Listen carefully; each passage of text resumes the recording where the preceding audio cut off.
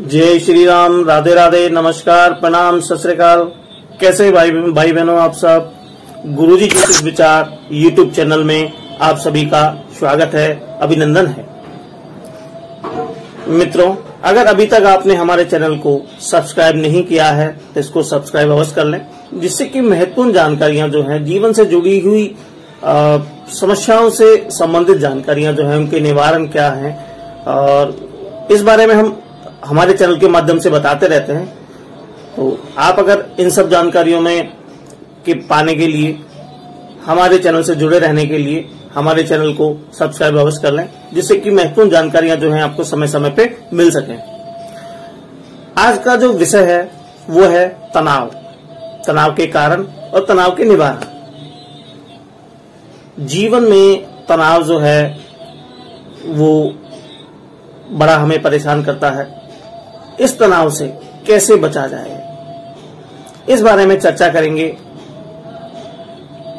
Psychologist mister Ram के साथ, जिनकी पहचान यह है कि वर्तमान में वो DIT यूनिवर्सिटी देहरादून में एज ए प्रोफेसर वर्क कर रहे हैं और पतंजलि में भी उन्होंने एज ए साइंटिस्ट जो है काम किया हुआ है।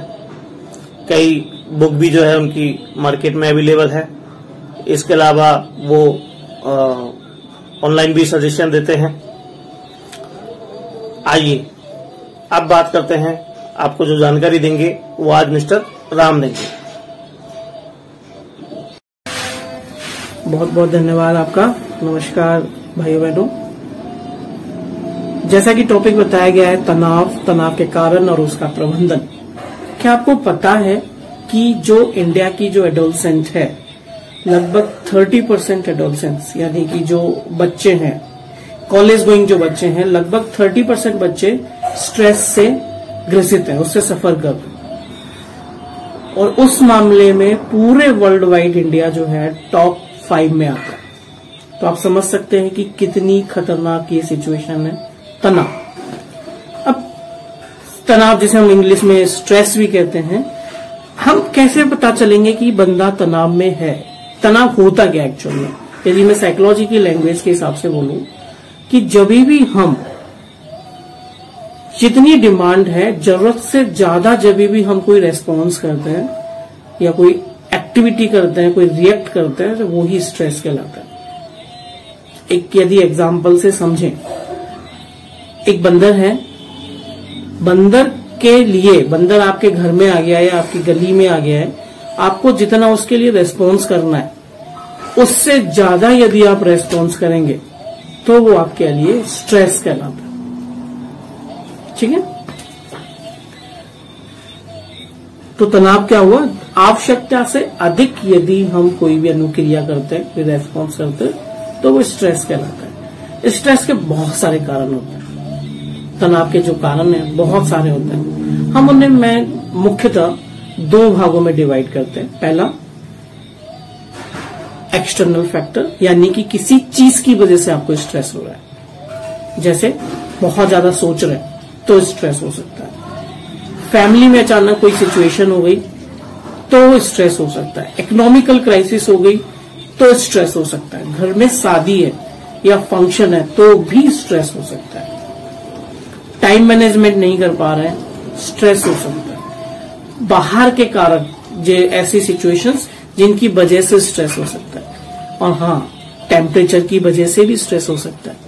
जितना ज्यादा टेम्परेचर होगा आप उतना ही अपने आप को स्ट्रेस्ड महसूस करेंगे। इसके अलावा कुछ हमारे इंटरनल फैक्टर्स भी होते हैं, हमारी सोच के ऊपर होता है। और ऐसा माना जाता है कि जो 90% जो डिसऑर्डर्स होते हैं या स्ट्रेस जो होता है, उसका मेन कारण केवल और केवल हमारी सोच होती है, नेगेटिव सोच होती है।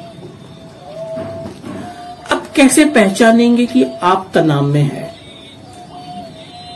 याद रखिए, जब भी आप तनाव में हैं तो आपकी जो जॉइंट्स हैं, जो आपकी जॉइंट्स, मसल्स के जितनी भी जॉइंट्स हैं, चाहे वो कंधे हो, कोहनी वाला पॉइंट हो या रिस्ट वाला पॉइंट हो, ये सभी टाइट हो जाते हैं। एक पहला सिम्टम है। आपकी हार्ट बीट फास्ट हो जाती है, ब्लड प्रेशर बढ़ जाता है, पल्स रेट बढ़ जाती है, कुछ लोगों को पसीना आना शुरू हो जाता है। या जो आपकी जो नोस्ट्रिल्स जो है, जो नासिका जो है वो बड़ी हो जाती है, आपकी आंखों का साइज बड़ा हो जाता है। और यदि आपको सेम स्ट्रेस यदि कुछ दिन तक रहता है तो आपको कॉन्स्टिपेशन भी हो सकता है। ये सभी सिम्टम्स हैं जिससे आप पहचान सकते हैं कि अभी आप स्ट्रेस में हैं या नहीं है। फिर मैं इसके अलावा स्ट्रेस क्यों इंपॉर्टेंट है, तनाव जो है क्यों इंपॉर्टेंट है, क्योंकि बहुत सारी बीमारियां तनाव के कारण होती हैं, जिनमें आपको हृदय संबंधी जितने भी रोग हैं सभी के अंदर चांसेस होते हैं कि वो स्ट्रेस की वजह से। डायबिटीज, आपको पता है इंडिया टॉप 3 में डायबिटीज में आता है। डायबिटीज का भी मुख्य कारण स्ट्रेस है। इसके अलावा इम्यून सिस्टम रिलेटेड प्रॉब्लम्स, अभी जैसे कोविड चल रहा है, कोविड में इम्यून सिस्टम बहुत इंपॉर्टेंट था, तो स्ट्रेस की वजह से आपका इम्यून सिस्टम भी कम होता है। इनके अलावा ओबेसिटी, और सबसे इंपॉर्टेंट कुछ स्टडीज कहती हैं कि कैंसर भी स्ट्रेस की वजह से हो सकता है। तो हमें कोशिश करनी है कि स्ट्रेस को हम समझें, और जब भी हमें महसूस हो रहा हो कि हम स्ट्रेस में जा रहे हैं तो हम उसको दूर करने की कोशिश करें, निवारण करने की कोशिश करें। तो अब किस तरीके से तनाव का निवारण किया जा सकता है, तनाव में कमी लेके आई जा सकती है। तनाव कभी खत्म नहीं हो सकता। क्यों नहीं हो सकता? क्योंकि तनाव एक क्या रेस्पॉन्स है। जब भी कोई चीज आएगी आप उसके लिए कुछ ना कुछ रेस्पॉन्स करेंगे।